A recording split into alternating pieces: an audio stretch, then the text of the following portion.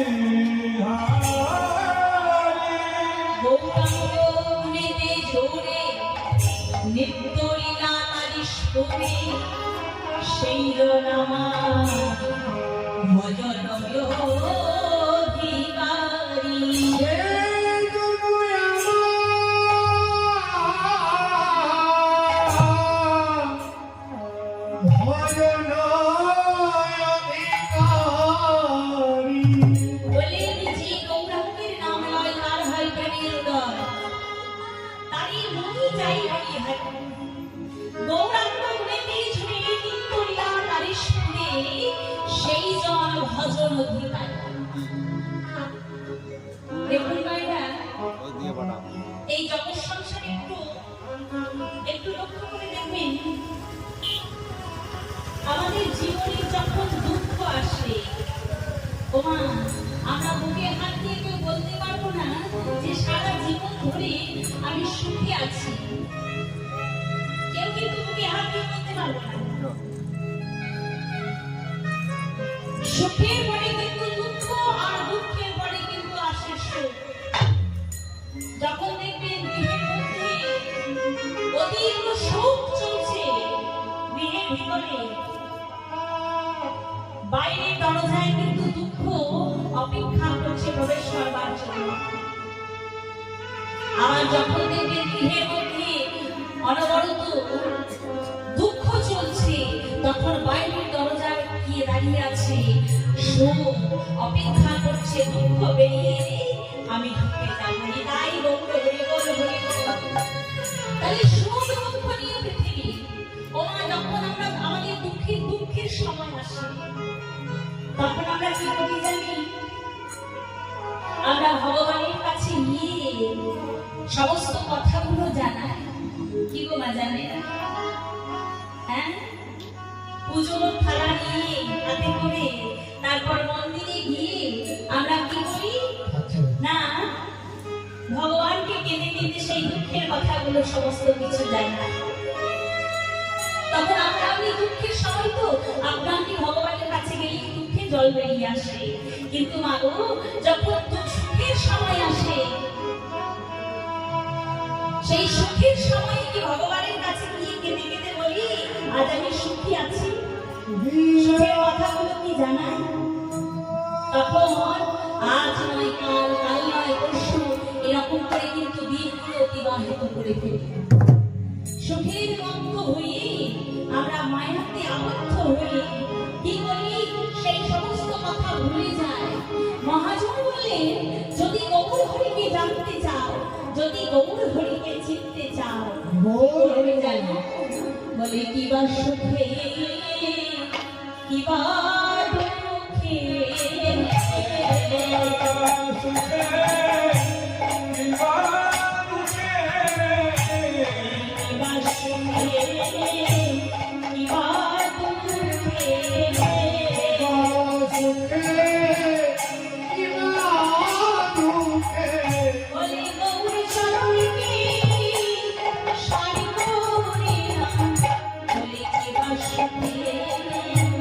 Bye.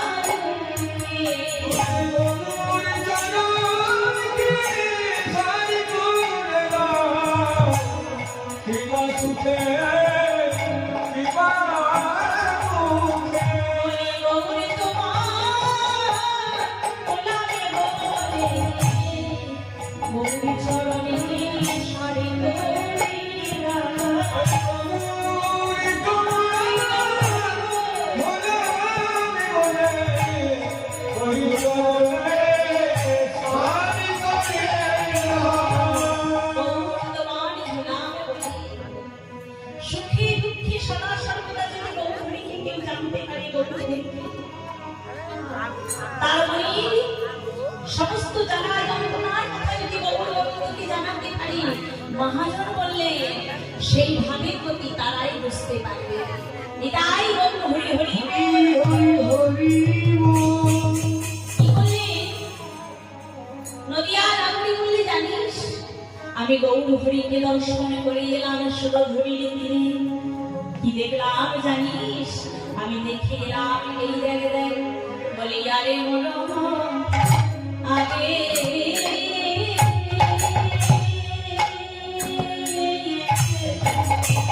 আরে মনো শ্রী গৌরাঙ্গ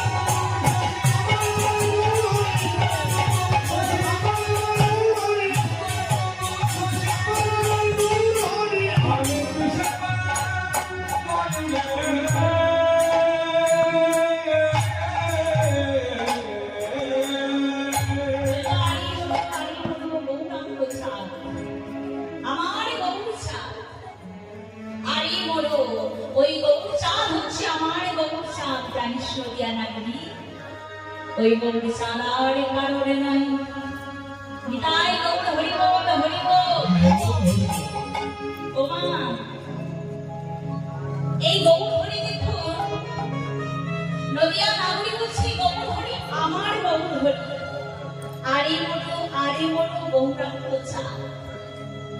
ওই গৌর হরি সুরধুরির তীরে দর্শন করলাম। ওই গৌর হরি শুধুমাত্র আমার একা, আর কারণে না। ওমা দেখুন, গৌরহরিকে যে বসতে পারি গৌরহরি তো তাই ভাববে না। ভগবান কৃপা করবার জন্য সদা সর্বদা বসে আছে, কিন্তু মাত্র সেই কৃপা নেবার মতো আমাদের ক্ষমতা থাকা চাই, তাই তো? দেখবেন এই জায়গাটার মধ্যে যদি বৃষ্টি হয় তাহলে সেই বৃষ্টিটা জলটা গিয়ে দাঁড়ায় কোথায়? এখানটা উঁচু জায়গা, ওই জায়গাটা নিচু জায়গা। তাহলে মা বলুন তো সেই বৃষ্টিটা জলটা গিয়ে দাঁড়ায় কোথায় বলুন তো? যেখানে সব থেকে নিচু জায়গা, সেই জায়গাটাই কিন্তু সব জলগুলো উঁচু জায়গা, সমস্ত জলগুলো গিয়ে সব থেকে যে নিচু জায়গাটা সেই জায়গায় দাঁড়ায়। বৃষ্টি সদাসর্বদা বর্ষণ হচ্ছে। গৌর গোবিন্দের কৃপালাভ করবার জন্য কি করতে হবে?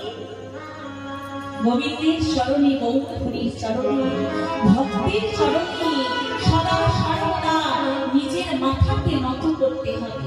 যে যত নত করতে পারবে মহাপ্রভুর কৃপা দৃষ্টি তত তার প্রতি বর্ষণ হবে।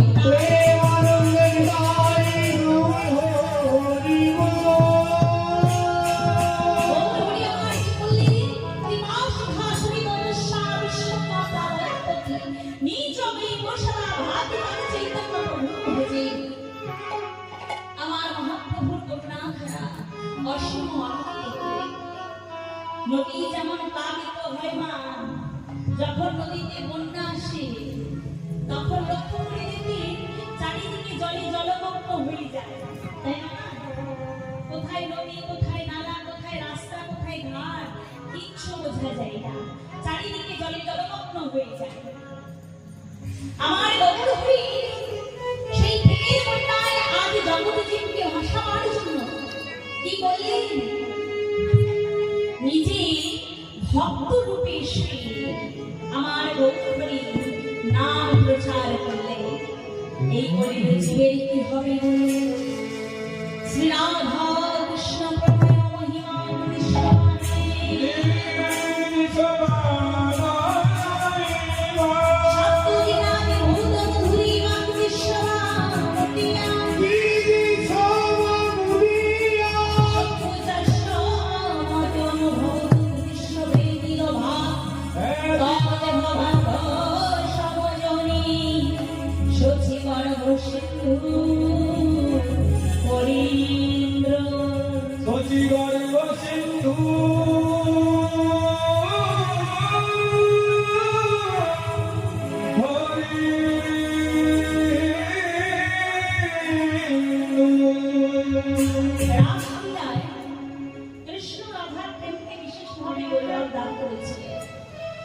যেহেতু তিনি রাধাকে লই গোপীমণ্ডলের মধ্যে হতে অন্তর্হিত হয়েছিলেন, তথাপি তার তিনটি বাচ্চা পূরণ হয়নি। ও মা, তিনটি বাচ্চার মধ্যে প্রথমটি কি?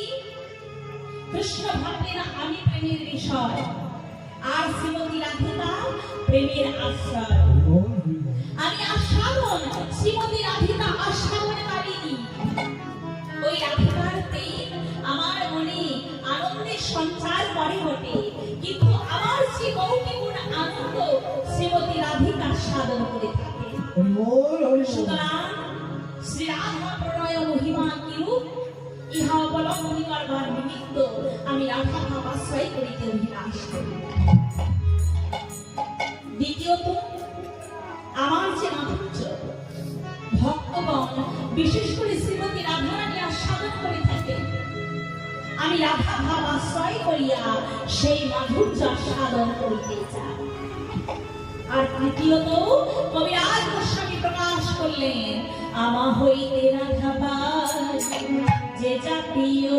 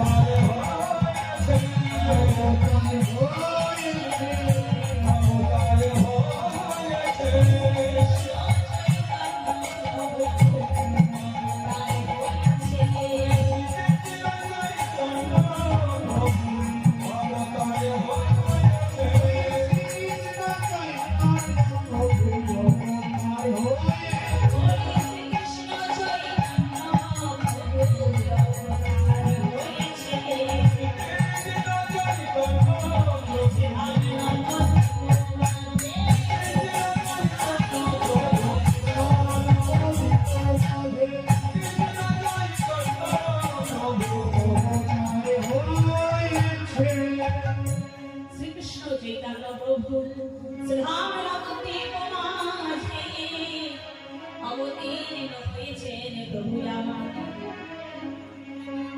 চরিতায় গৌরমানন্দে হরি হরি হরি হরি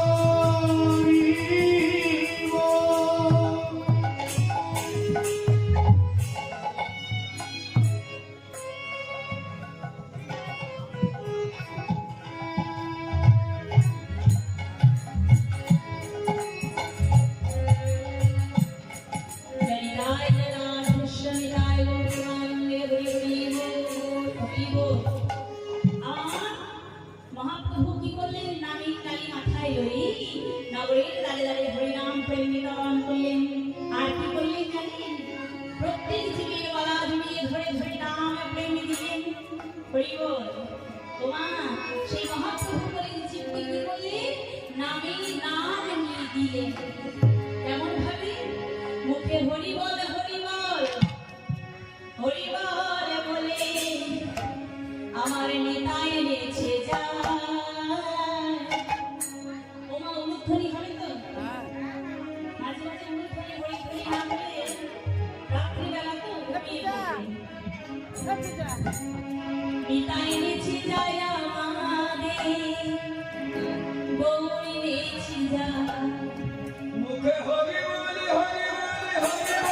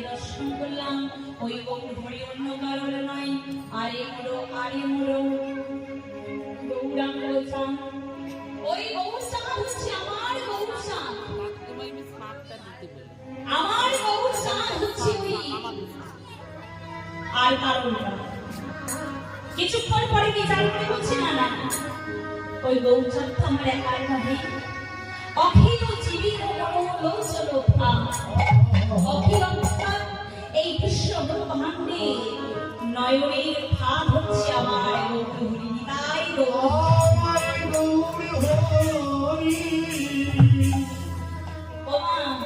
সত্য নেতা দাপন করি, তাহলে সত্য যুগ নেতাই দাপন আর এই কলিযুগ। সত্য নেতা দাপনে কিন্তু যাগ যজ্ঞ মূর্তি পূজা করতে হবে, কিন্তু মাগো এই কলিকালে কিন্তু সহজ উপায় কি? করো হরিনাম সংকীর্তন। এই হরিনামের দ্বারাই কিন্তু জগতের জীব উদ্ধার পাবে। সেই মহাপ্রভু কি করলেন? সেই কলির জীবের দাঁড়িয়ে দাঁড়িয়ে গিয়ে নিচে কাঁদলেন আর জগৎ জীবকে কাঁদালেন। হরি বলিয়ে নারে বলাই, হরি বলিলে নারে বলাই, বললে কৃষ্ণ ব্রহ্মাণ্ডে ওই গৌর হরিকে যে বুঝতে পারি, গৌর হরি তারই হয়ে যায়। গৌর হরি আমার একার না। আরো কি দেখলাম জানিস? বলি শোন শোন, প্রেম জলে ডুবু ডুবু লোচনতা,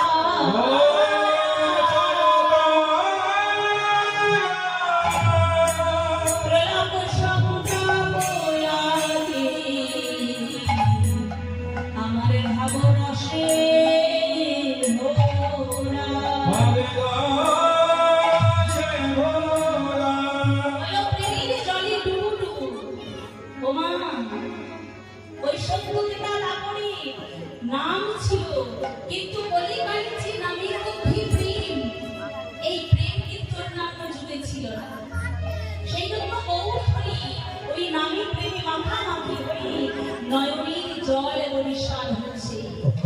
নয়নের জল বদনে কমলে পড়েছে, বদনে কমলে হেতে হৃদয় কমলে, হৃদয় কমলে হতে নাভি কমলে, নাভি কমল হতে গুরু কমলে, আর গুরু কমল হতে গৌরীর চরণে কুলি কুলি। চরণে কমলে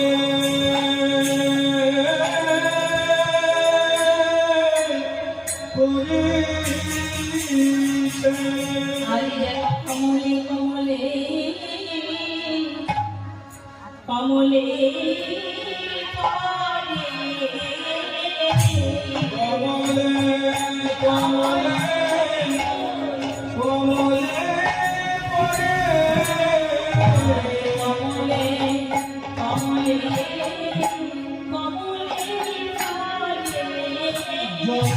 কমলে কমলে কমলে পড়ে। নয়নে কমল হতে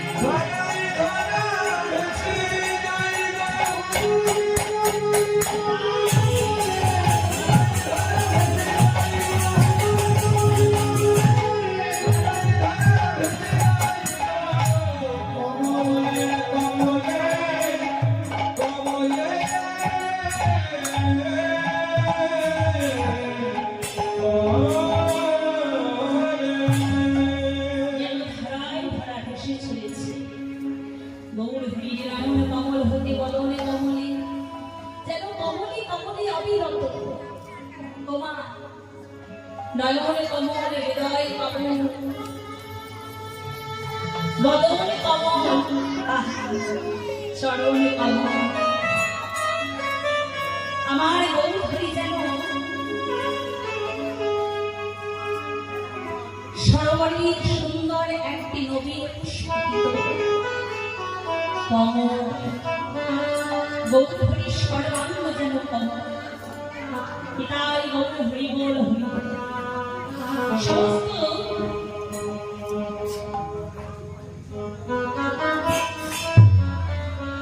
যেন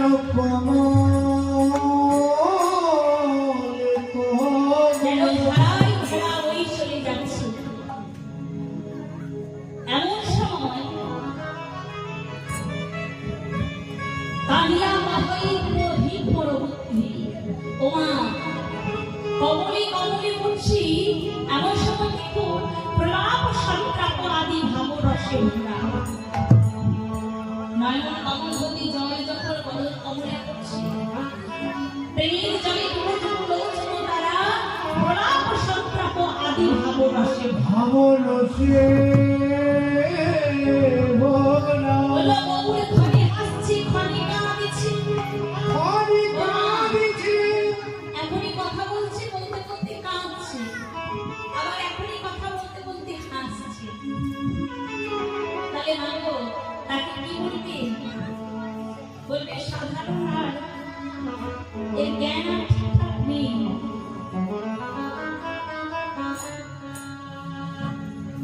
এ পাগল হয়ে গেছে যার জন্য দেখো এখনই কাঁদছে এখনই হাসছে দেখে লাগছে যেন পাগল পাড়া।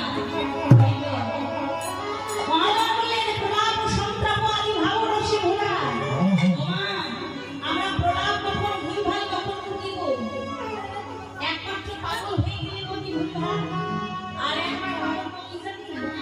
যখন আমাদের দেহের তাপমাত্রা বেড়ে যায় মানে জ্বর আসে তখন আমরা কি করি?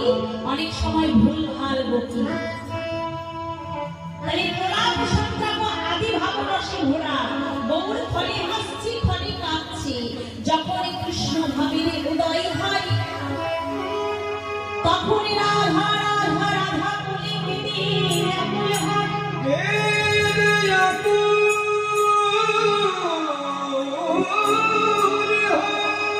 আবার যখন রাধা ভাবে বিভাবিত হন তখন কৃষ্ণ কৃষ্ণ কৃষ্ণ বলে কেঁদে ব্যাকুল হয়। কৃষ্ণ কৃষ্ণ বলে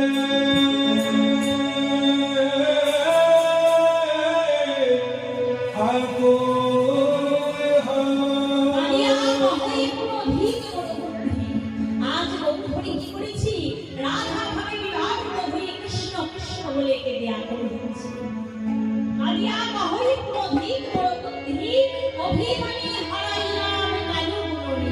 অভিমানে অভিমান করি অযতন করি হে রায় রামানন্দ আমার ভজনী অবস্থাকে আমি হারাবো। নিতাই গৌর হরি বল। রায় রামানন্দ মহাপ্রভুর বড় ভক্ত। রায় রামানন্দকে কি করতো? সুরধনীর দিকে বসাতেন। বসি রায় রামানন্দকে বলতেন হে রায় রামানন্দ তুমি এক কাজ করো সেই কৃষ্ণ কথা হরি কথা তুমি আমার কিছু বলো আমি শ্রবণ করি। ওমা মহাপ্রভুর কি অজানা বস্তু কিছু ছিল? কিন্তু দেখুন তবুও মহাপ্রভু কেন বলতেন? কারণ ভক্তির মুখে হরি কথা ভক্তির মুখে কৃষ্ণ কথা শ্রবণ করতে মহাপ্রভু বড়ই ভালোবাসতেন। রায় রামানন্দের কণ্ঠ ধরেছে আর কাঁদছে বলছে রায় রামানন্দ যে হইল মন দুঃখ কি বলে ও কাল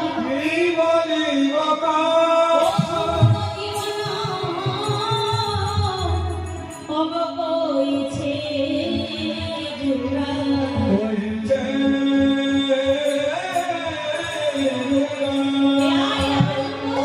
আমার অন্তরের বেদনার কথা আমি কারে বলবো? ও বাবা অন্তরঙ্গের মানুষ নইলে তার অন্তরের কথা বলা যায় না। তাই গৌর হরি বল।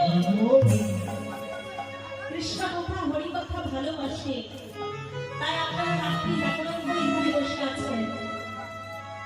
হরিকথা কৃষ্ণ কথা যারা ভালোবাসে না তারা কি করেছিল, তারা কি এখানে এসে বসে আছে?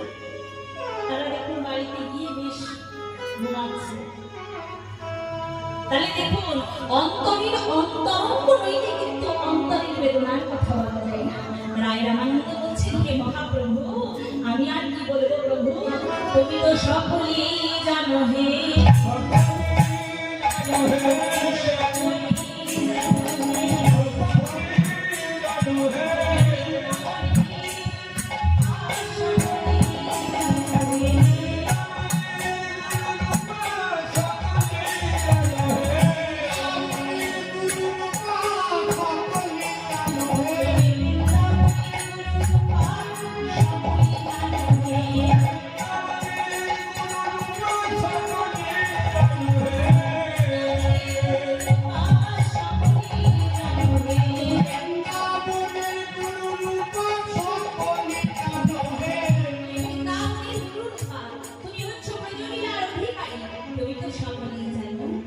এইভাবে ধাইল যত নর নারী রাধা মোহন কাহে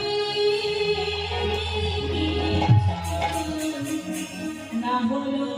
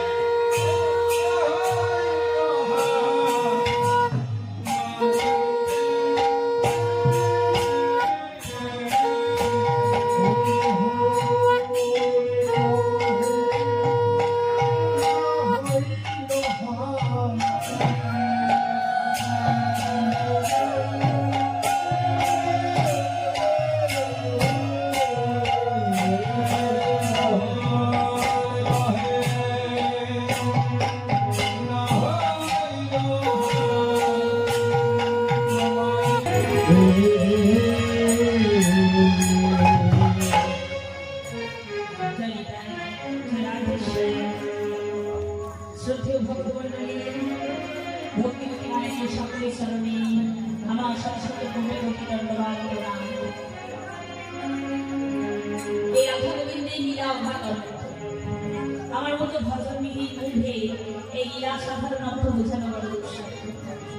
তবে আপনারা ভক্তমণ্ডলী সকলে মিলে আমায় আশীর্বাদ করুন, যেন শুধু এ জন্মে নয়, জন্ম জন্মান্তর ধরে এমনই ভাবে গৌর গোবিন্দের গুণান কীর্তন বদল ধরে গাইতে পারি, আর গাইতে গাইতে যেন চলে যেতে পারি। নিতাই গৌর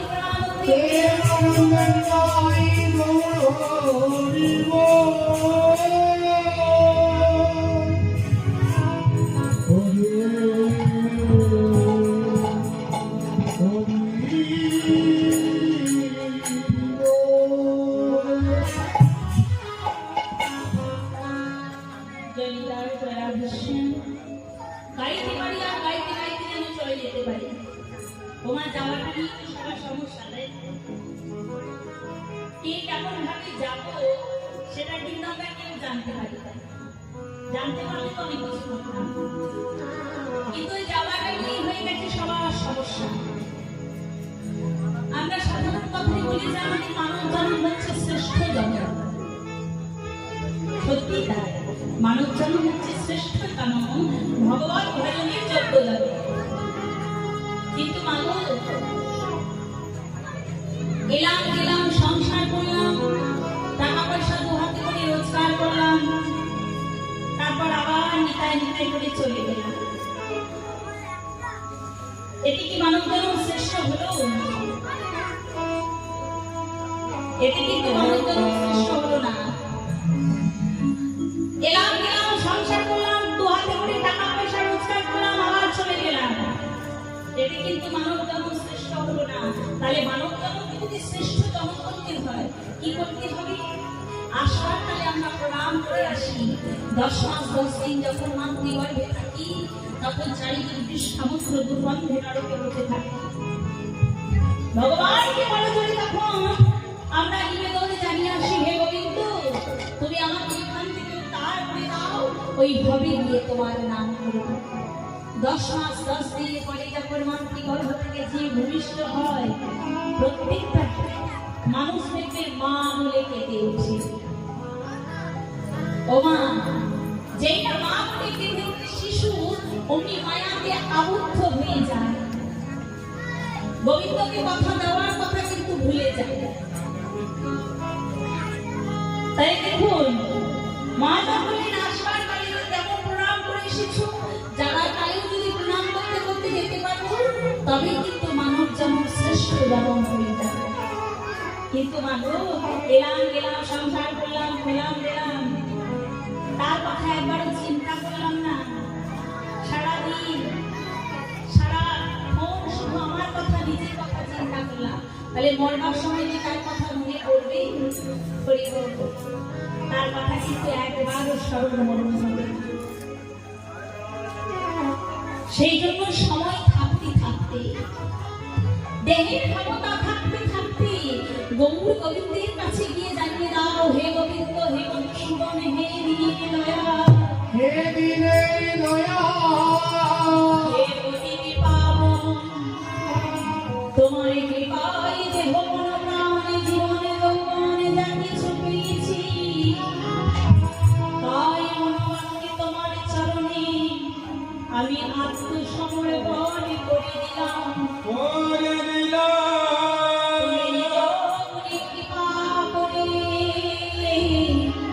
তোমার চরণের যোগ্য আমার করে নিও হে গৌরী হরি, করে নিও হে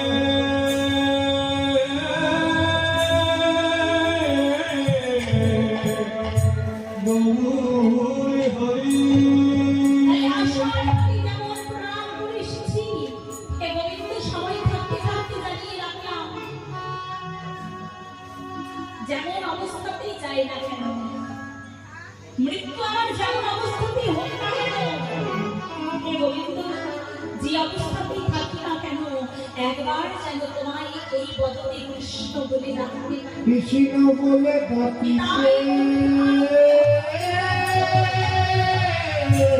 পারি। তাকে আমি জানিয়ে রাখি, তবেই কিন্তু যাবার কালেও কৃষ্ণ বলতে বলতে নয়নী রং দর্শন করতে করতে চলে যেতে পারবো। হরি বল, হরি বল। তবেই থাকে আমাদের মানব জন্ম শ্রেষ্ঠ জন্ম, দুর্লভ জন্ম, ভগবান ভজনের যোগ্য জন্ম। নিতাই গৌর প্রেমানন্দে হরি হরি বল, হরি হে অনন্যে হরি বল। শ্রীধাম নবদ্বীপে। ওমা, এবার আমরা কোথায় যাবো? মধুময় বৃন্দাবন, তাই তো? কিন্তু মা, বৃন্দাবনে আমরা এসেই গেছি, কেন বলুন তো? যেখানে হয় হরিনাম সংকীর্তন, সেটা কিন্তু সেই গ্রাম থাকে না, সেটা হয়ে যায় মধুময় বৃন্দাবন। কারণ সেই বৃন্দাবনে আমার রাধা গোবিন্দ দুজনে এসে সাক্ষাৎ লীলা দর্শন করে, আর ভক্তদের মাঝারে সেই লীলা এসে শ্রবণ করে।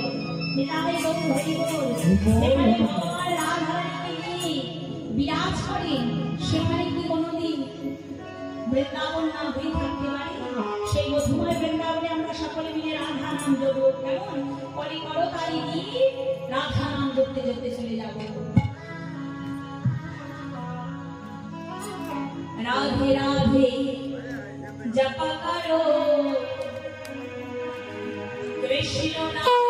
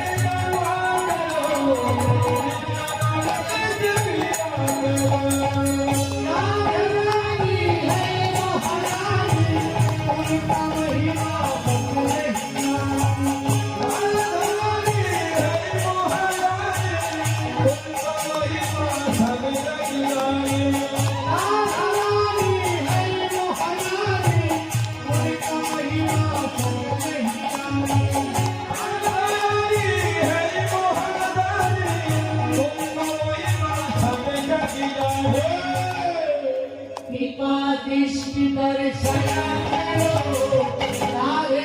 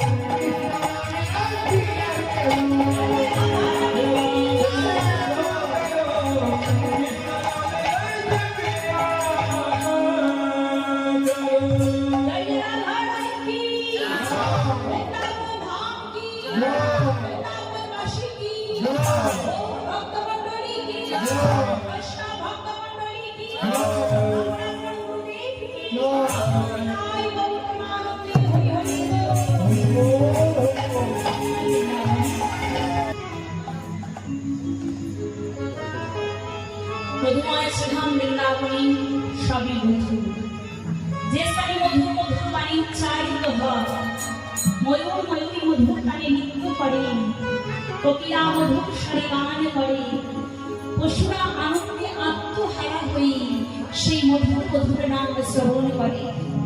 উপস্থিত সাধু বৈষ্ণবের আগমনে যুগল পদ ধূলি মাথায় মধুময় বৃন্দাবনে আজ সকলেই মধুর হৃদয় গৌরবানন্দে হরি হরি বল। আজ মধুময় বৃন্দাবনে শ্রীমতী রাধারানী কি করেছে? কান উপেক্ষী ধরি ভাব হিয়ানা বিরল হি মন্দিরে বসি, বিরল হি মন্দিরে বসি। আজ শ্রীমতী রাধারানী আমার নায়িকা হয়েছে। তামাকো এই যে নায়িকা হয়ে মন্দিরের মাঝে বসে আছে। নায়িকা কয় প্রকার? নায়িকা হচ্ছে অষ্ট প্রকার। তার মধ্যে অভিসারিকা, বাসকসজ্জা, উৎকণ্ঠিতা, বিপ্রলব্ধা, খণ্ডিতা, কলহন্তরিতা, প্রভৃত প্রেয়সী বক্তা, স্বাধীন ভ্রমণিকা।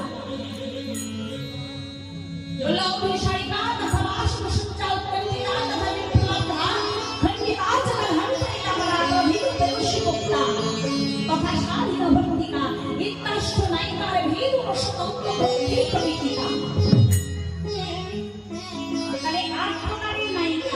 অভিসারিকা, বাসকসজ্জা, উৎকণ্ঠিতা, বিপ্রলব্ধা, খণ্ডিতা, কলহান্তরিতা, আর হচ্ছে প্রসিদ্ধ ভক্তিকা, আর হচ্ছে সাধীয় ভক্তিকা। তার মধ্যে আজ আমার রাধারানী কি না কলহান্তরিতা নায়িকা সেজে বসে আছে। কলহান্তরিতা নায়িকার লক্ষণ কি? কেমন করে বুঝবো যে এটা কলহান্তরিতা নায়িকা? ষষ্ঠ নায়িকা, তা কলহান্তরিতা নায়িকা সেজে কেমন ভাবে বসে আছে দেখবেন। সাধারণ কথা বলি আমরা, আমাদের জগৎ সংসারে একসঙ্গে থাকতে গেলে, বাসন একসঙ্গে থাকলে কি হয় না, ফটাফট লাগি, তাই না? ঝনঝনা নিয়ে আওয়াজ মাঝে মাঝে ওঠে। ঠিক তেমনি একদিন স্বামী স্ত্রীতে ঝগড়া হয়েছে। স্বামী স্ত্রী ঝগড়া হয়ে কি করেছে জানেন? স্বামীটি এত রেগে গেছে, আমার স্ত্রীটি এত কথা বলেছে যে স্বামীটি রেগে গিয়ে গৃহ ত্যাগ করে চলে গেছে। গৃহ ত্যাগ করে চলে গেছে। যখন 1 ঘন্টা পেরিয়ে গেল, 2 ঘন্টা পেরিয়ে গেল, 4 ঘন্টা পেরিয়ে গেল, ওমা বিকাল হয়ে এবার সন্ধ্যা গড়িয়ে এলো, তখন স্ত্রীটা মনে মনে কি হচ্ছে বলুন? যে ও তো পুরুষ মানুষ, ও যদি আমাকে বড় করে দুটো কথা বলেছিল, আমি যদি সহ্য করে নিতাম, আমি যদি কথা না বলতাম, আমি যদি ক্রোধান্বিত না হতাম, তাহলে তো আমার স্বামী আমার উপরে ঘর ছেড়ে চলে যেত না। নিরস্তর বর্ণনা কান্তনময় অপি জয়াপুরা শামতা বুঝধারিনা কলহন্তরিতা ভবে। পদদলিত কাঞ্চকে কটু কথা ভর্ৎসনাপূর্বক বিতাড়িত করিয়া সেই নায়কের জন্য পিছে যে অনুতাপ করে এমন যে নায়িকা, পণ্ডিতগণ বললেন ইহাই হচ্ছে কলহান্তরিতা নায়িকা।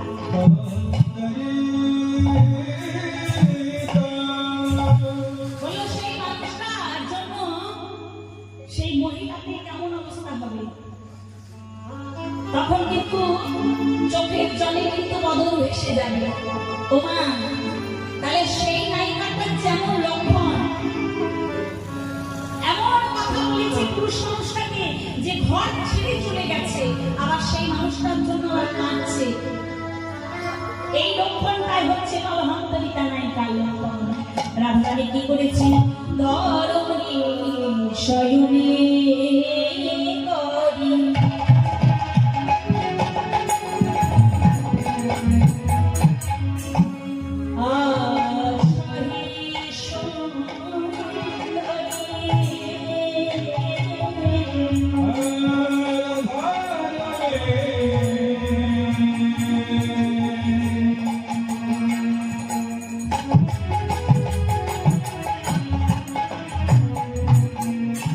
সায়লা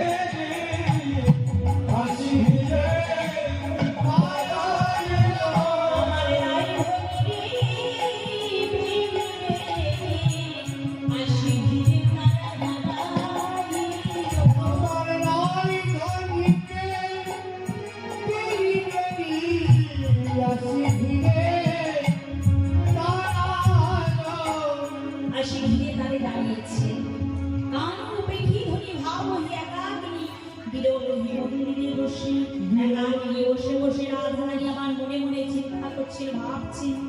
এমন সময় ধর্মী স্বয়নে করি আজ ওই সুন্দরী সখীগণ মিলল পাশ। রাধারানীর কাছে সখীগণ এসে তাড়াতাড়ি করে তারা ঘেরি বেরিয়ে দাঁড়িয়েছে। ঘেরি বেরিয়ে দাঁড়িয়ে তারা কি করছে? তারা রাধারানীকে দর্শন করছে। কেন জানেন না? আজ আমার রাধারানী মান করে বসে আছে।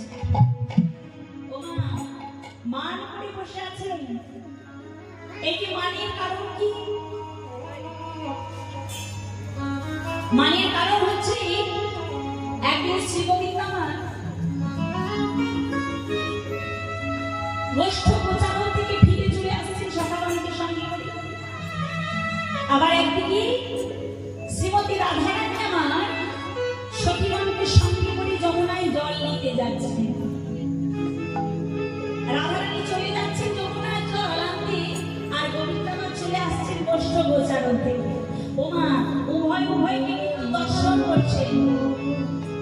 রাধারানীও গোবিন্দ মতন দর্শন করছে, গোবিন্দমা রাধা মতন দর্শন করছে। কিন্তু মানো প্রকাশ করে কেউ কাউকে কিছু বলতে পারছে না। কেন জানেন? কারণ দাদা বলরাম সঙ্গে আছে। সেই জন্য রাধারানীও গোবিন্দকে বলতে পারছেন না, গোবিন্দ রাধারানী। ভগবান তো চতুর্বেশ শিরোমণি, কি করেছি? একটু চতুরালি করেছে। সুবলকে বলছে, ও সুবল, এই দেখ সুবল, আজ আমার বড়ই মাথা ব্যথা করছে রে সুবল।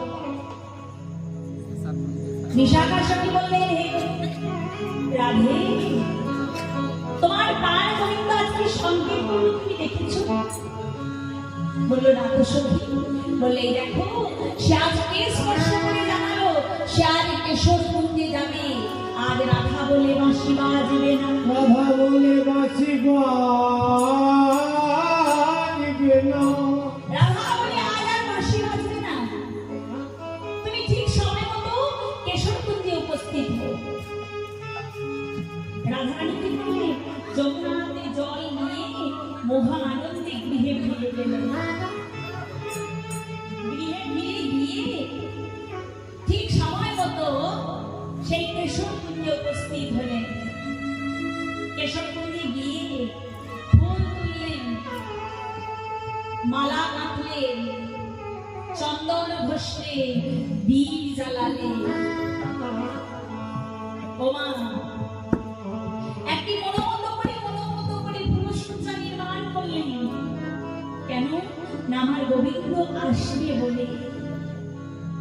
রাধারানী কুঞ্জটাকে মনোমত করে সাজিয়েছিলেন। সাজিয়ে কি করলেন? যে পথ দিয়ে গোবিন্দ আসবে সেই পথে নয়ন দিয়ে বসে রইলেন। ক্রমে ক্রমে নিশি প্রভাত হয়ে যাচ্ছে, কিন্তু গোবিন্দ আর আসছে না কুঞ্জে। গোবিন্দ কিন্তু ঠিক সময় মতো রাধারানী কুঞ্জে আসছিলেন। আস্তে আস্তে পথে কি ঘটনা ঘটেছে দেখুন। চন্দ্রাবলী মনে মনে চিন্তা করছে, প্রত্যেক দিন গোবিন্দ আমার রাধারানী কুঞ্জে চলে যায়, কোনদিন গোবিন্দ ধনকে ধরতে পারি না। বহু দিনের ইচ্ছা যে আমার গোবিন্দ ধনকে একেবারে হৃদয়ে মাঝারে ধাম ধরিব, কিন্তু কোনদিন ধরতে পারি না। কারণ ওই রাধা নামের সংকেত করে গোবিন্দ রাধা রানীর কাছে চলে যায়। ওমা, 365 দিনে হয় 1 বছর, তাই না? তাহলে 364 দিন গোবিন্দ আমার রাধা বলি বাঁশি বাজান। আর একটি দিন গোবিন্দ রাধা বলে বাঁশি বাজায় না। সেই দিনটি গোবিন্দকে যে ধরতে পারবে, গোবিন্দ চিরজন্মের মতো তার হয়ে যাবে। চিরজন্মের মতো তার হয়ে যাবে। চন্দ্রাবলী কি করেছে? সৎ গুরুচরণ আশ্রয় করে, শিক্ষা দীক্ষা গ্রহণ করে সেই পথের সন্ধান জেনেছেন। কারণ বাবু, গোবিন্দ আমার রাধারানীর কুঞ্জে যে পথটি দিয়ে যাতায়াত করেন, সেই পথটি হচ্ছে অতি সূক্ষ্ম। গুরুচরণ আশ্রয় না করলে সেই পথের সন্ধান পাওয়া যায় না। কি করেছে রাধা রানী আমার সেই পথে আমার চন্দ্রাবলী সেই পথে নয়ন দিয়ে বসে আছে, আর গোবিন্দ এসেছে, গোবিন্দকে দুটি আদি দিয়ে বাহু দিয়ে ধরেছে। একই চন্দ্রা, তুমি এমন করে পথ আগলিয়ে দাঁড়িয়ে আছো কেন চন্দ্রা? তুমি আমার পথ ছেড়ে দাও। চন্দ্রা বললেন, হে গোবিন্দ, আজ আমার পক্ষে তোমায় যেতে হবে।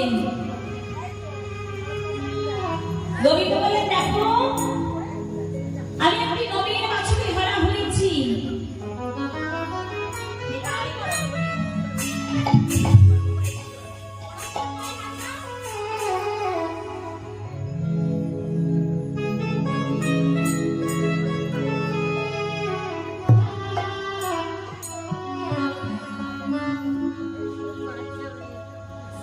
গোবিন্দ যে পথটি দিয়ে যাতায়াত করে সেই পথটি হচ্ছে অতি সূক্ষ্ম, গুরুচরণ আশ্রয় না করলে সেই পথের সন্ধান পাওয়া যাবে না। চন্দ্রাবলী কি করেছে? গুরুচরণ আশ্রয় করে সেই পথের সন্ধান জেনে গোবিন্দের পথটি নিয়ে বসে আছেন। আসবেন আর আসবেন আর গোবিন্দ ধরতে ধরবে। হরি বল। চন্দ্রাবলী বলে, দেখি হে গোবিন্দ, আমি কি জানি না তুমি কোথায় চলেছো? এই দেখো দেখো এই পথে নিবি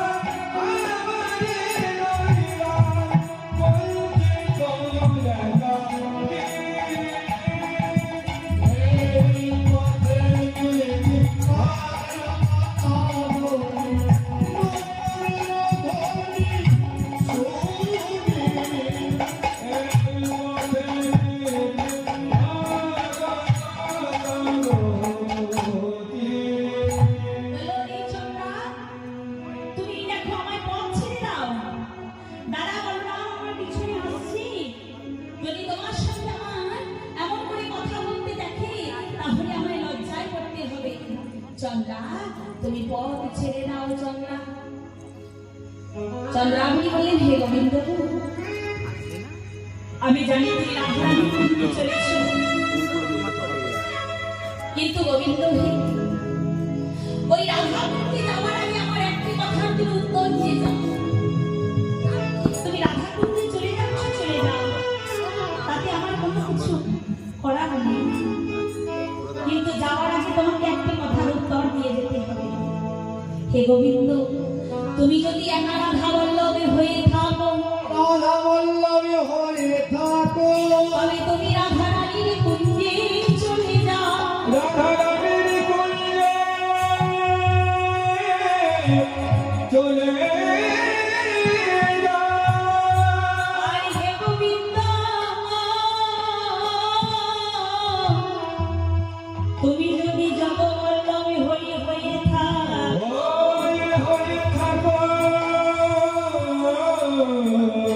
তবে বলো বলো আমি কি জগৎ ছাড়া বটি। আমি কি জগৎ ছাড়া বটি।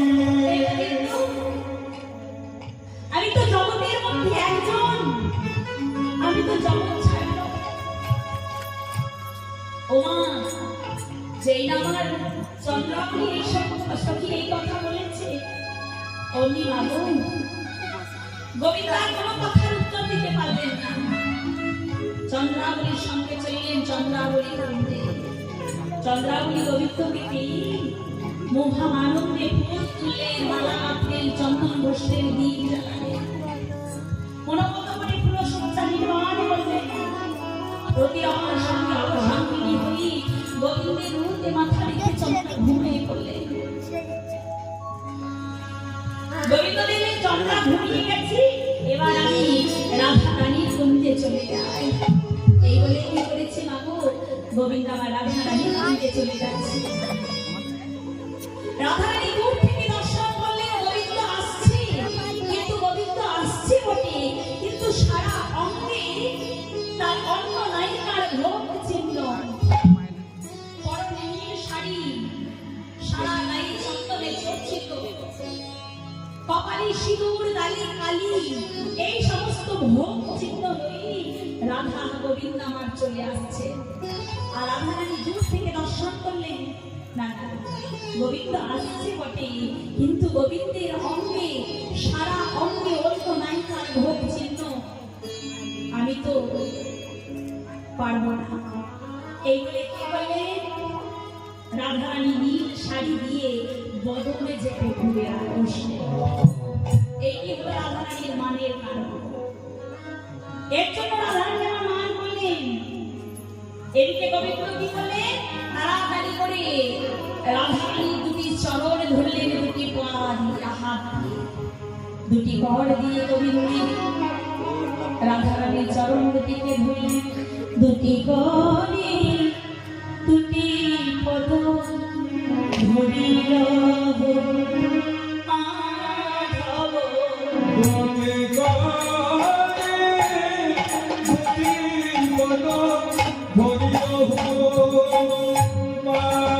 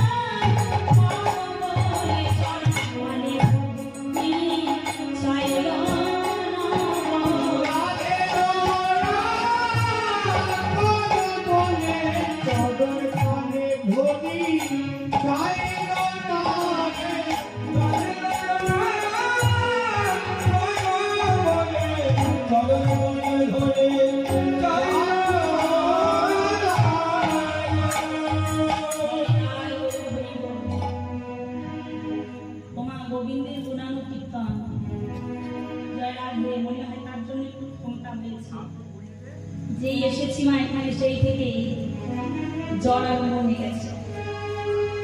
এখন আমি দাঁড়িয়ে থাকতে পারছি না, একদম হালুনি আসছে, কাঁপছি। তো কিছুক্ষণ আগে প্যারাসিটামল মা আমার দিয়ে এলাম, ঠিক আছে, ঠিক ছিলাম কিছুক্ষণ, তারপরে আবার এখন শুরু হয়ে গেছে, শরীর খুব খারাপ হচ্ছে। যাই হোক, জয়নিতাই, যতদূর পারছি দেখি কতদূর চালাতে পারি। যারা নিতাই গো প্রেমানন্দে হরি হরি বল, হরি বল, হরি বল। জয় রাধে। কি করেছে মা, দুটি কর দিয়ে গোবিন্দ আমার রাধা রানী দুটি চরণে ধরলেন। রাধা রানী দয়া করো বলে, কিন্তু রাধা রানী আমার কি করলেন জানেন না, ওপি কমলমুখী মানুষ না হিরুষি, অভিমান অবনত, অভিমানে অবনত,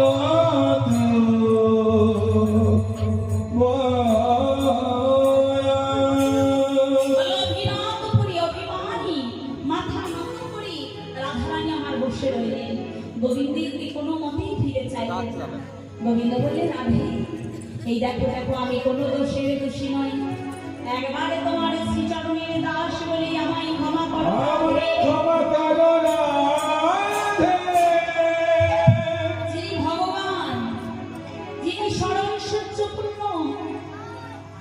ওই গাছের শূন্য পাতা, সেই পাতাটাও কিন্তু ভগবানের ইঙ্গিত ছাড়া মাটিতে পড়ে না গো।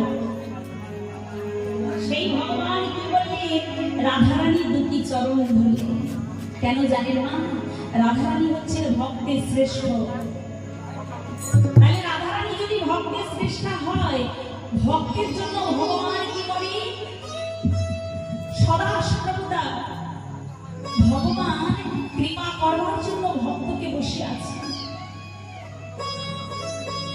ভক্ত যদি এক পা এগিয়ে যায়, সাধনা করতে করতে যদি এক পা এগিয়ে যায়, ভগবান তখন কি করে জানেন না? 5 পা আগিয়ে চলে আসে। ভক্ত সাধনা করতে করতে উপরে ওঠে, আর ভগবান কৃপা করতে করতে নিচে নেমে আসে। কারণ গোবিন্দ আমার বড় ভক্তকে ভালোবাসে, ভক্ত ছাড়া সে রইতে নারী। নিতাই গৌর প্রেমানন্দে হরি হরি বল। হরি বল, হরি হরি বল। নারায়ণ প্রভু একবার কি করেছেন জানেন না? নারায়ণের সিংহাসন টলমল করছে। নারায়ণ একবার উঠে যাচ্ছে, আবার একবার সিংহাসনে একবার উঠে যাচ্ছেন, আবার সিংহাসনে বসছেন।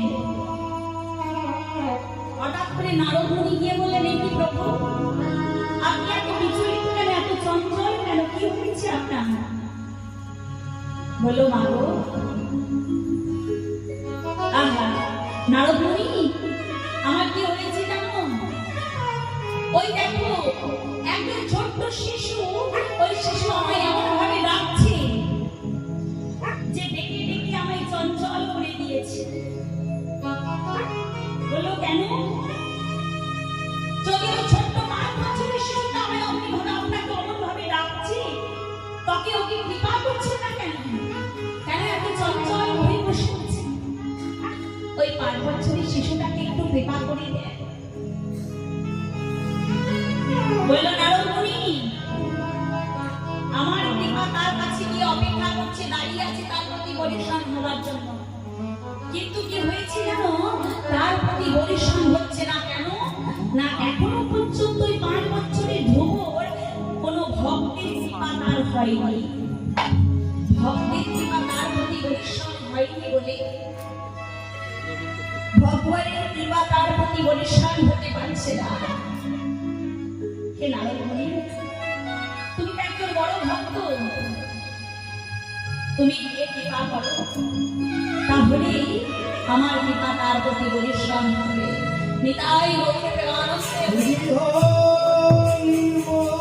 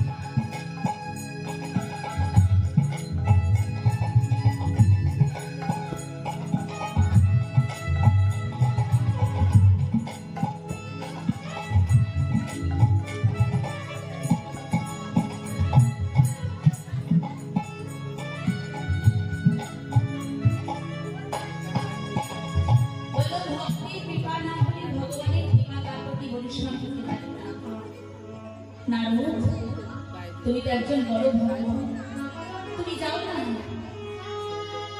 ওই ছোট্ট শিশু 5 বছরের ধ্রুবকে নিয়ে কৃপা করো, তাহলেই দেখো আমার কৃপা তার প্রতি বলিষ্ঠ হয়ে যাবে। যেই না নারদ মুনি কৃপা করেছেন, অমনি ভগবানের কৃপা তার প্রতি বলিষ্ঠ হয়ে গেছে। নিতাই গৌর প্রেমানন্দে হরি হরি বল। ওমা কি করেছেন? গোবিন্দ আমার দুটি হাত দিয়ে রাধারানীর চরণ দুটিকে ধরলেন। গোবিন্দকে আমার মা কি করতেন জানে? গরু বাঁধা দড়িতে করে বেঁধে রাখতেন। কেন? কারণ এত ছানা মাখো নবনী মায়ের ঘরে থাকতেও সে কি করত? সবার দাঁড়িয়ে দাঁড়িয়ে গিয়ে ব্রজ মায়েদের ঘরে ঘরে নবনী চুরি করে করে খেত। তার ধেনুকের নিচে একটি ফুলবিদ্ধ হয়ে গেছে ব্যাগ ভেগ। ব্যাগটিকে ভেগটিকে তাড়াতাড়ি করে করে নিয়ে রামচন্দ্র বলছে, কি ব্যাগ? হে ভেগ, তুমি এমন করে আমার এই যে হুলির আঘাতে তোমার মৃত্যু প্রায় অবস্থায় আমার প্রাণ চলে যাচ্ছে।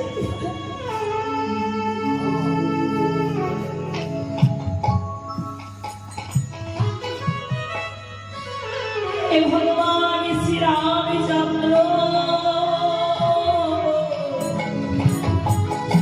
বলো বলো আমি তখন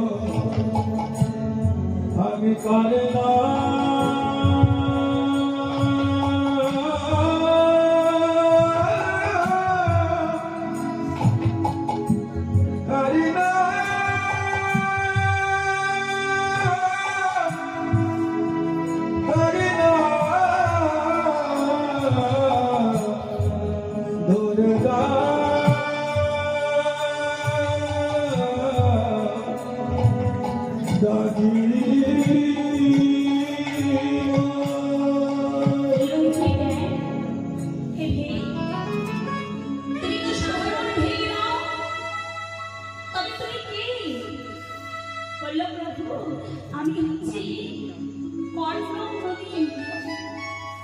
আমার এই অবস্থা হয়েছে কেন জানি? আমার গুরুদেব হচ্ছে বিশ্বাস মুনি। আমার গুরুদেবের আমি চরণ সেবা করছিলাম, আর চরণ সেবা করতে করিতে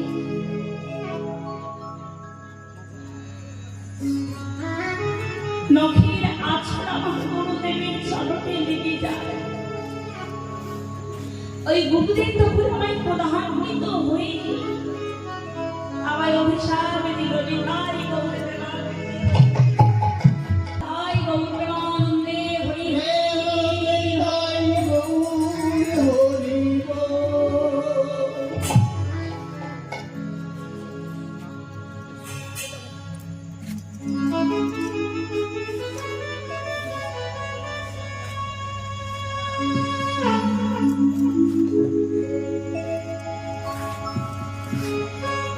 বলে আমার গুরুদেব যখন নখের আঁচড় আমার গুরুদেবের চরণে লেগে যায়, গুরুদেব তখন আমায় প্রধান্বিত হয়ে বললেন, কি তোর গুরু সেবায় মন নেই? হ্যাঁ, আজকে আমি তোকে অভিশাপ দিলাম, তুই ভেঙে খুলে জন্মগ্রহণ করবি। প্রভু, আমি তখন আকুল প্রাণে কাঁদছি, হে গুরুদেব, আমায় কেন এত বড় অভিশাপ দিলে? আমি যখন প্রাণে আকুলটি বিনতি করতে করতে যখন আমি কাঁদছি, আমার গুরুদেবের তখন একটু আমার প্রতি মায়া হতো, করুণা হতো। গুরুদেব বলল, দেখ, তোকে যখন আমি অভিশাপ দিয়ে ফেলেছি, তখন সেই অভিশাপ তো আমি ফিরিয়ে দিতে পারবো না। তখন তোকে আমি আশীর্বাদ দিচ্ছি, শোন, আমার এই আশীর্বাদ হতেই হবে, কারণ মুনিবাক্য কোনোদিন লঙ্ঘন হয় না। আজ আমি আশীর্বাদ দিচ্ছি, যুগে যখন রামচন্দ্র প্রতিশব্দ কালমধ্যে 14 বছর ধরে আসবি, তখন সেই রামচন্দ্রের হাতেই তোর উদ্ধার হয়ে যাবে।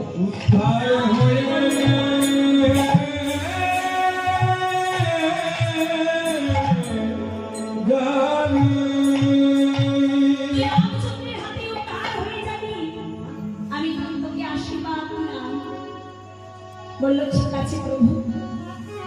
হে প্রভু শ্রী রামচন্দ্র আজ সেই দিন এসেছে। বলল হে মুনি, হে ভেগ, তুমি কি বর চাও তুমি আমার কাছে বলো। সেই ভেগ বলল প্রভু আমি নিজের জন্য কিছু চাই না, আমার গুরুদেব বিশ্বাস মুনি তাকে আপনার চরণে আপনি স্থান দেন প্রভু। বলল হে কর্ণমুনি, হে ভেগ, তুমি নিজের জন্য কিছু না চেয়ে তুমি গুরুদেবের জন্য চাইছো।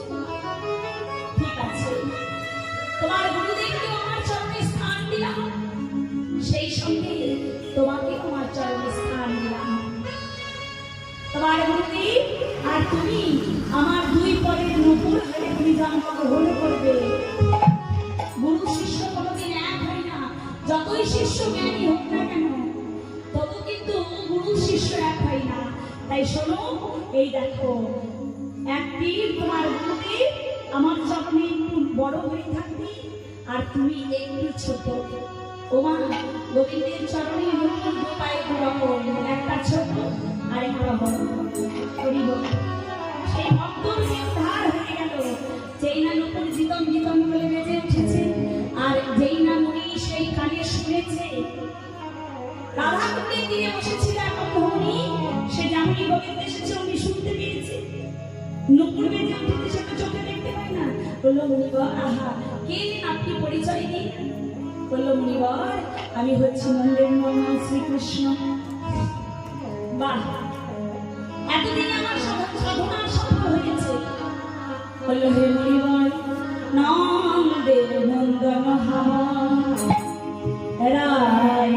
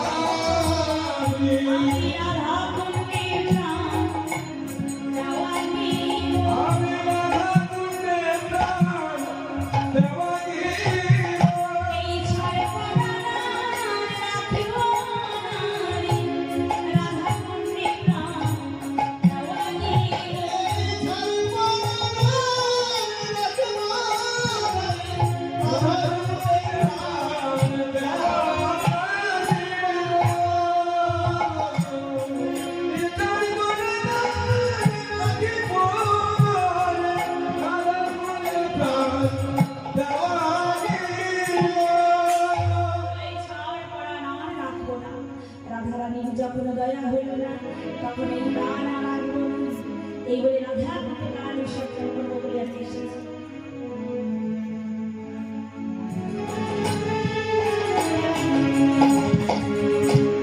মহিমার বলেন হে গোবিন্দ, আমি প্রথমে ভাবলাম নন্দের নন্দন শ্রীকৃষ্ণ যখন এসেছে তখন আমি যে এতদিন ধরে রাধা জপ করছি মনে হয় সাধনার সফল হয়ে গেছে, তাই আমার গোবিন্দ এসেছে। কিন্তু এখন ভেবে দেখলাম না, তা নয়। এই বলে কি করলে ওই অন্ধমণি গোবিন্দ যেদিকে আছেন বাবা তার দিকে পিছু হয়ে ঘুরে বসে। গোবিন্দ বললেন মণিবর তুমি আমার পিছু হয়ে ঘুরে বসে কেন? বললেন হে গোবিন্দ, আমি শুনেছি মোকাম করতি বাচারণ কুঞ্জেন্দ্রাম ধরে পঙ্কুলঙ্গয়তে গিরিম জাতি কৃপা তমহাম বন্দে পরমানন্দমাম।